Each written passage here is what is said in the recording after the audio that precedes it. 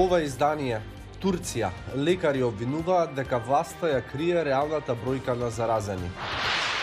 100 години филозофски факултет во Скопје, прва високообразовна институција во земјата.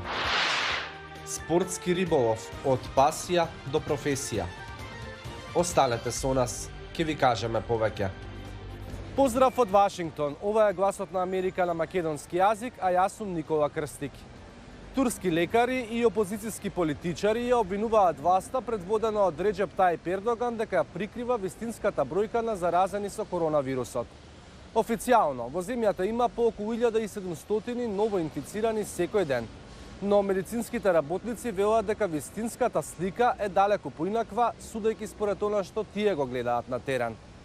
Од Истанбул јавува Хенри Риджвел. Санлиурфа во регионот на Анадолија во Турција е меѓу најтешко погодените градови со коронавирусот според официјалните податоци, но лекарите велат дека е многу полошо. Кенан Генгеч е раководител на клиниката во центарот на градот. Деновиве објавуваат по околу 1500 позитивни случаи на национално ниво, но некои делови само во Санлуфра имаме по 600 до 700 случаи. Очигледно е дека бројките што ги објавуваат не се точни. Ваква загриженост пред 2 недели изразија градоначалниците на двата најголеми градови во Турција, Истанбул и Анкара. Тие посочија на голема разлика меѓу податоците од Министерството за здравство и податоците што ги добиваат на локално ниво. И обајцата се од опозицијската Републиканска народна партија. Доктор Кенан Генгеч смета дека владата се обидува да ја ограничи економската штета. Во тек е туристичката сезона и тоа ги загрижува. Се плаша дека јавноста ќе биде лута и не сакаат граѓаните да видат дека се неуспешни со толку високи бројки. Затоа не дава точни информации. Турското министерство за здравство и гувернерот на провинцијата Санлиурфа одбија да зборуваат за гласот на Америка. Новинарот од Санлиурфа Ибрахим Уйгур вели дека владата не дава доволно информации. До пред еден месец ти објавија колку позитивни случаи има само во Санлуфра, но сега веќе не објавуваат информации. Сега може да објавуваме дневни информации кои што ги доставува владата за сите во Турција. И жителите на Санлиурфа се скептични за водените бројки. Верувам дека реалните бројки се многу повисоки. Причината што вирусот е толку расширен во Санлуфра е затоа што никому не му е гајле за прописите. Не носат маски и не им е срам. Одат по свадби, многумина се заразуваат. Турција негира дека ги прикрива бројките. Изминатите денови владата воведе нови рестрикции по бранот нови случаи. Заштитните маски сега се задолжителни надвор од домовите, а социјалните собирања како свадби се ограничени на 1 час, со забрана за танцување и кетеринг на храна. Оваа година Филозофскиот факултет од Скопје одбележува 1 век од основањето. Период во кој прерасна во вистински образовен и научен центар. Известува Мики Трајковски. На 16 декември 1920 година основан е Филозофскиот факултет во Скопје. Тоа е првата високообразовна институција во Македонија со која се смета дека започнува ерата на модерното високо образование во земјава. Иако поминал низ многу премрежја, само до Првата светска војна кога прекинува со работа, на него дипломирале околу 1800 студенти. Во 1946 година со закон на тогашната влада тој е реобновен како прва единица на првиот македонски универзитет. Она што е основно е не само високото образование, туку градење и на профили и кадри, како што напоменав уште во замислите после Втората светска војна, кога 95% од населението било неписмено. Главната улога на Филозофскиот факултет е градењето на институциите. Од првата комисија и Втората комисија за македонскиот јазик, правописот, потоа Македонската академија на науките и уметностите, институтите за македонски јазик, национална историја, старословенски јазик. Факултетот денес бара начини да одговори на новите потреби кои со себе ги носи модерното време. Започната е процес на дигитализација, а целиот библиотечен материјал може да се превара електронски. Градиме платформа за e-учење, која што со text-to-speech и со аудио фајлови ќе може да биде достапна и за студентите со попреченост.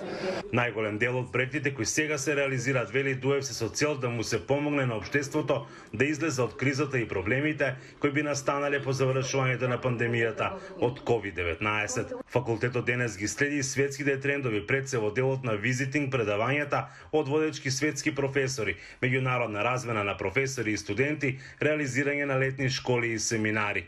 Во споставувањето и одржувањето на широката мрежа научни контакти со голем број реномирани универзитети од меѓународната сфера, публикувањето на импозантен список на монографски дела од различни истражувачки области, учебници, студии, периодични изданија и зборници. На научната конференција по повод 100 години од основањето, која надомна се одржа во Струга, председателот на државата Пендаровски рече дека филозофскиот факултет е чуварот на македонската традиција. Преку историјата, класичните студии, историјата на уметноста и археологијата, овој факултет се грижи за трансферот на значаен дел од нашиот културен и историски идентитет на сегашните и идните генерации. Факултетот изминатите децении е вклучен и во носењето на многу закони и стратегии во разни области. Пред него ќе има тешка и одговорна задача да создава и применува образовни модели соодветни на интересите на младите луѓе во земјава, а применливи во меѓународниот трансфер на идеи. Од Струга за Гласот на Америка, Мики Трајковски. Спортскиот риболов за многумина е само хоби, но за некој и професија. Роб Сноувајт од Вашингтон раскажува за неговата животна пасија. I finished college and I turned in my last final in botany. Завршив коледж, го дадов последниот испит, веднаш отидов во продавница за спортска опрема, земав дозвола за рибарење, купив прибор, поларизирани очила, се упатив кон реката.